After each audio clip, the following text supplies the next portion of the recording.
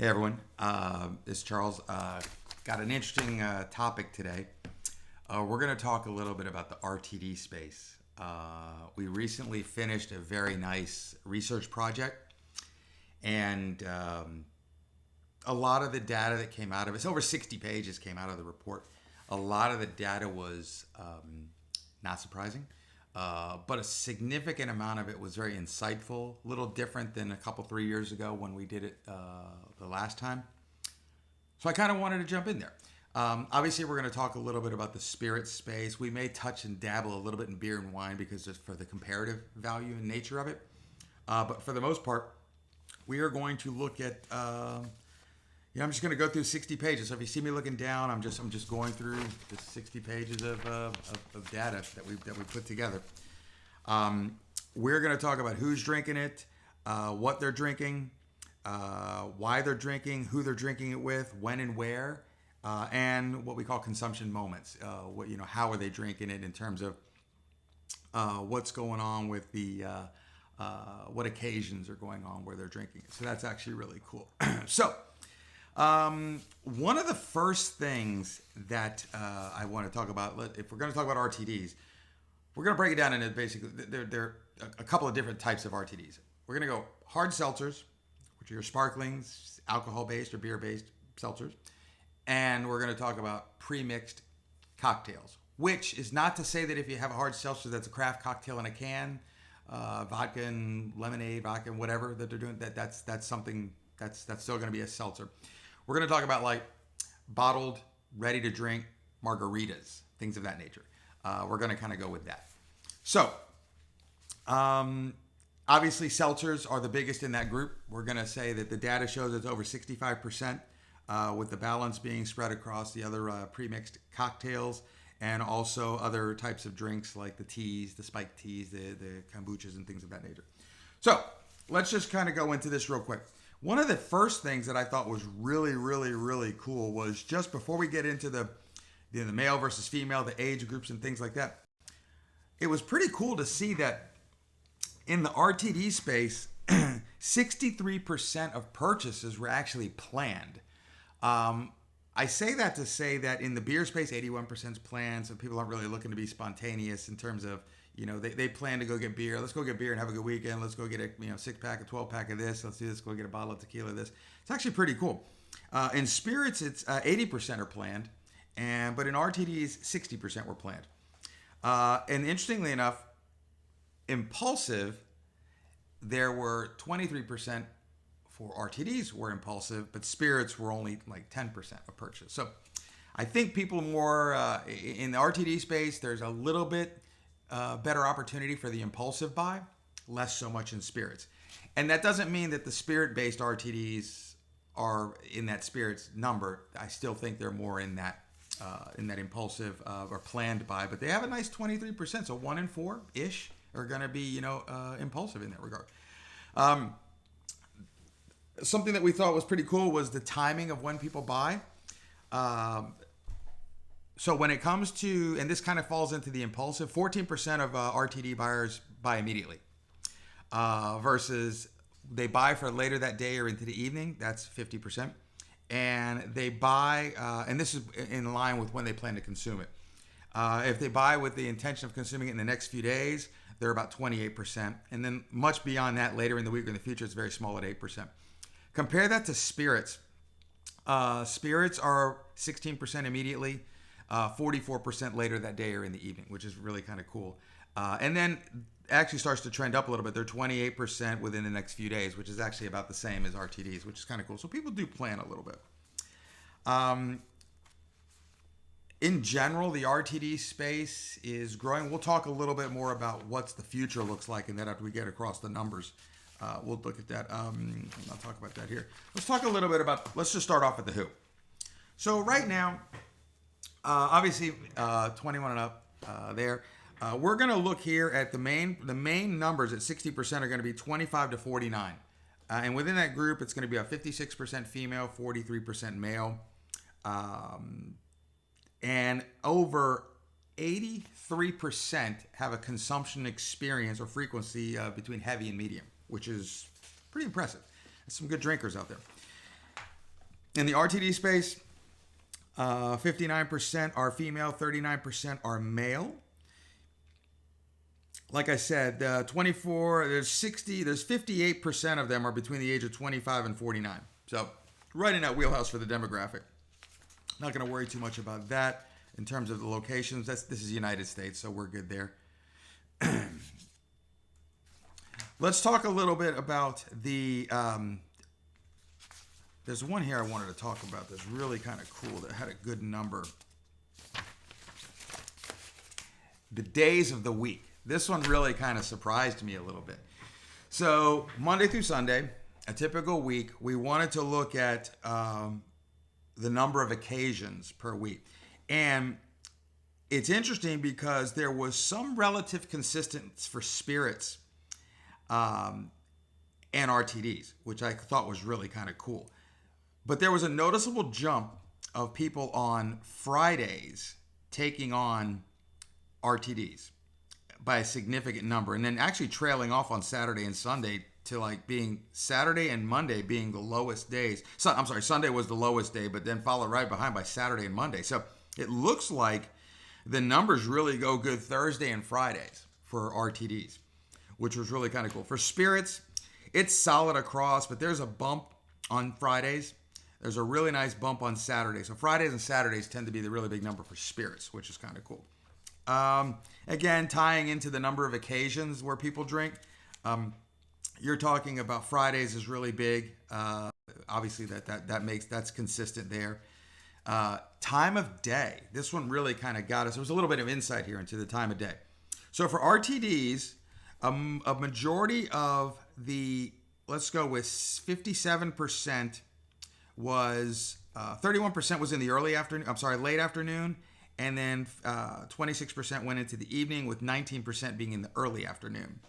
Compare that to spirits. It was 17% for early afternoon, 24% into the late afternoon, and 23% into the evening. So it looks to be like for spirits and RTDs, RTDs start a little earlier in the day, but then they move on, which is kind of cool there.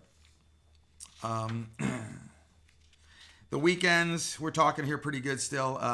Again, similar in fashion to what's going on there. 82% of RTD beverages occasions are at home. So I've often thought that the on-premise accounts for RTDs were going to be a challenge. I don't think that's changed. I think that there are a limited number of on-premise establishments that will serve canned cocktails.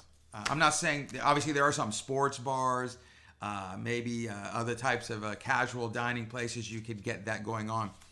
I don't know if that's, one thing that we do have as a follow-up to talk about. I don't know if that's going to be something that we're getting pushback from the on-premise accounts because it's dipping into their revenue because of the ability to make and charge more for cocktails. That's possible. But I think that's going to be more market to market, account chain to account chain to really see what's going on there. But certainly the convenience of a can works well for off-premise because that's where a lot of these numbers are coming from. So 82% of these are at home, followed by another 9%, 10% are following at someone else's home. So people are actually taking this stuff and going somewhere else. But again, most alcohol consumptions occur at home. Most RTD beverage consumptions occur at home. That's where we're seeing that. The alcohol consumption is mostly it's people do it alone during the week, but that changes on weekends. So this is a number here, about 40 to 45% of RTD drinkers consume with their significant other, more so than other alcoholic categories. So the RTDs look well when they're drinking stuff at home. So it tends to be a little bit more of a casual thing. And that's kind of cool because what we're seeing is here, we're seeing the consumption experience. And that's really important to know as you drill down and start to get into how you effectively communicate your brand, your message, and your brand development strategy into market. So knowing how people are drinking is going to, make your messaging a little bit more relevant to the lifestyle that you're trying to talk to. So I kind of like this insight there. I don't really want to get into too much of this, but they say here that more Wednesday and Thursdays are more solitary, and then on Fridays, socials are Friday to Tuesday. That's fine. Weekends, Beer is the most social category. I think that goes without saying. People understand that beer's big. It's just big. But when it comes to like spirits versus RTDs, and especially when you start to cross-populate these spirit-based RTDs into the category, I think that's where we start to get into some fun. One thing that we knew that we're happy to still, we're not happy to still see it, but we're not surprised to still see it, that relaxation is a key to alcohol consumption. People want to have one, unwind for the week, detox, de-stress. I get it. But one thing that we saw that we're interpreting from the data is that RTDs, so spirits, if somebody wants to have like some margaritas or some vodka tonics or whatever, vodka tequila.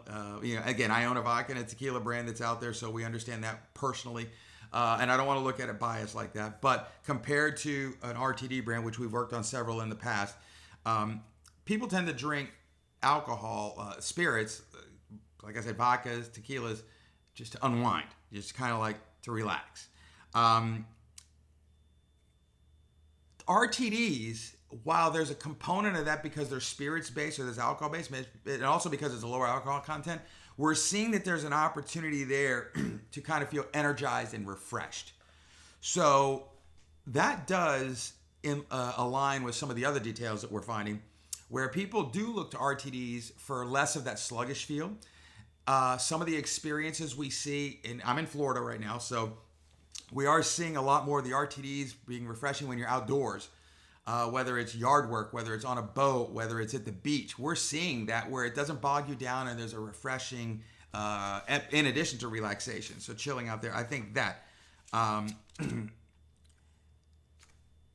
One thing that's kind of interesting, RTDs are more commonly consumed while relaxing, watching TV, sports, things of that nature. Not typically consumed while dining. And I say that, it's a point that I highlighted because I wanted to tie that back into the types of accounts that we're talking to on premise. So I just don't see, the numbers are not showing us that people are consuming the canned cocktails when they go out to eat. Even if it's a casual dining spot, they may have one before they eat, but they're not doing it while they eat. Versus cocktails, tequilas and vodkas, that's a staple. You have a cocktail before and you maybe have one during. Beer, wine, obviously during dining, skews and tends to go very high in that regard. Seltzers, obviously they skew very high for relaxing, watching TV. Alcohol consumption, they're motivated mostly by a desire to relieve stress, loosen up, unwind. So there's that. So the spirits-based RTDs can kind of cross-populate into that. But in addition to that, it looks like that's not the main driver of why they're choosing to have that. I guess maybe it's a little common sense. You had a tough week at work. You don't look to a High Noon or a White Claw to unwind. You look for give me a martini or give me a shot of tequila or something. So it looks like it's there. I will say that I don't want to drag this on too long because there's a lot here. I just want you to understand that there's significant amount of data that's coming into who's drinking this, and I want you to understand that it's more females. For RTDs, it's more females than any other category. And predominantly they're 21 to 50, and they're more suburban than urban, so which is kind of interesting. Seltzer, hard seltzers are the ones that are consumed the most often. Fridays has the highest occasions, followed by Thursday. RTD spirits lead on Saturday, which is kind of cool. Hard seltzers and stuff tend to be consumed earlier in the day.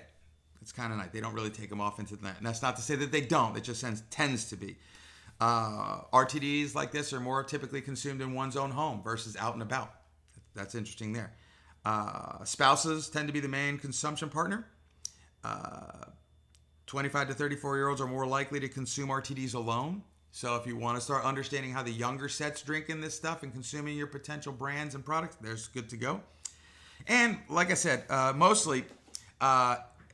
alcohol and RTDs and spirits and stuff like that are largely consumed to relieve stress, to loosen up, to unwind, although those tend to be more on the spirit side, the data shows. The RTDs are consumed more to be energized, to socialize, and stuff like that. So I think that's pretty cool. So I want to say this. I think that if you're going to get into the RTD space, I think we need to understand that. I think there needs to be a little bit of understanding about there needs to be some premiumization. I think understanding these things is going to give you an insight into what people are drinking, how they're drinking, which will give you insight into which category to start exploring for your spirit. Gin, vodka, tequila, whiskey, whatever, wine, malt beverage. And then also how you're going to do some of the other required elements of being uniquely different in the space. How are you going to stand out and stand apart from the other people in the space?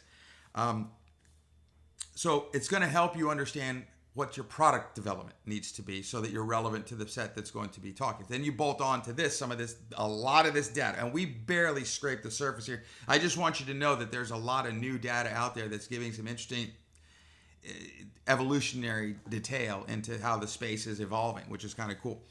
So I would suggest, that if you're going to go down the RTD space, that you really focus on the feelings of being the consumer's feeling to be refreshed and energized for the RTDs as opposed to the unwinding element. And that's cool because that's an experience that you can convey during messaging. I think because they tend to drink it earlier in the day, I think you need to take that opportunity to understand that maybe your messaging doesn't need to kind of evoke later night themes because that just doesn't seem to be when the consumers want it. And I understand there could be a push to want to develop that market, and that's not unfair. That's not, that's not invalid. I think you just have to be minded. If that's the market you want to go, you will potentially be fighting upstream because that's not what the market is saying how they're consuming this category. Try it. Accrue a little extra marketing money because you're going to have to be educating the market into consuming your product in that there. And again, that ties into the last point where they want people to expand the RTD consumption occasions, which is where you're going to try to get them to start to consider drinking RTDs as opposed to the tequilas, the vodkas, the rums, the gins, the whiskeys, and stuff like that. So I think that's something where we need to kind of really, talk about it at a later date. But in terms of that, more women than men. For me, the takeaways are more women than men. Not surprising in the RTD space. I think that there's also what's really neat there is that the experience of looking to really feeling refreshed in a wine, because that's going to translate into the ingredients that you use and the experience. They don't want to be bogged down. And I think there was one thing that we saw in here that beers, why the light beers do better than the heavier beers, because of that heavy feeling of beers, which is why the lighter beers tend to be a little bit more popular. And we're talking like the Corona Premiers, the Mick Ultras, the Miller Lights, the Bud Lights, things like that. The lighter beers you can get more of them. You don't feel that heavy bogged down feeling. That's translated over into the RTDs because there's a little bit more of a nice flavor profile, more refreshing, delicious. And I think it's going to open up the way to that. So I think you're not fighting upstream when you kind of focus on that. And then bringing something really unique and different to the table for that category, I think is going to be very important. And that's where you're going to get clever with your cocktails, using a different spirit, using different ingredients to really kind of bring a canned cocktail experience to the table that would go well. I will say this, the high noons, the big boys are still the big boys. And so if you're going to be dipping into that, as a new brand, you have to be mindful of getting this other stuff right because you're not going to have the ability to have lower cost per unit because of the volume of scale. You're not making enough to get your cost per unit down significantly to be competitive at their $9.99 price points. So you need to keep that in mind. As a startup brand in the RTD space, margins are already going to be smaller. Okay, so and you have a lot of things that you need to be responsible for out of that smaller margin, which is obviously your cost of goods sold, your nut, but you need to also have, that's where your GS&A, your sales and marketing and activations come. And you need to understand that it's going to take you a little bit longer in this space just simply because of math and those lower margins to get back to cash flow positive or break even. So keep that in mind. But I do think there's a lot of room. It is an upward growing category. It will never, in my opinion, in the foreseeable future, take over spirits, vodka, tequila. Those are your anchors. But I do think there's a sizable market. And interestingly enough, within that market, I think the set really does crave creativity and uniqueness. So I think there's opportunities there with challenges, but there are opportunities there. So I hope this helps you out. As with anything, feel free to leave a message here in the description below. I'll leave the links to how to get in touch with us if anybody needs any information. But that's where we are. I'm sorry the video turned out to be 20 minutes. There's a lot. We could probably have a 2 to 3 hour conversation on the specific 67 pages of this data that we went through. But I wanted to give you some of the highlights of the who, what, where, when, why, with whom, and the how that they're drinking RTDs. I think it's a great category. I think it's a challenging category. If I had to give you my closing thought, I think you're going to need a little bit more marketing capital than the average product development to have a run at this category because it's competitive. You're going to need to really create something unique. You're going to and have to message it. But when having data like this and having firms that do data like this and get this intel is really going to streamline and increase the efficacy of your strategy that needs to develop to market this. And so that's why we do this, is to understand this so that when we want to communicate that, we're doing it to the right people in the right way so that we establish the relevance. And it's a little bit more, I do that, so yeah, let me give it a try. That's the goal. You should be doing that too. Whether it's with us or with anybody else, you should be doing that and looking at it that way. So, best of luck, bottoms up. I hope everyone has a great, today's March Madness, the first day. It's the 20th, Thursday. I hope everybody's bracket does well. I'm probably going to bust out today, but who the hell knows. Anyway, best of luck, bottoms up. Have a great weekend, guys. Happy 2025.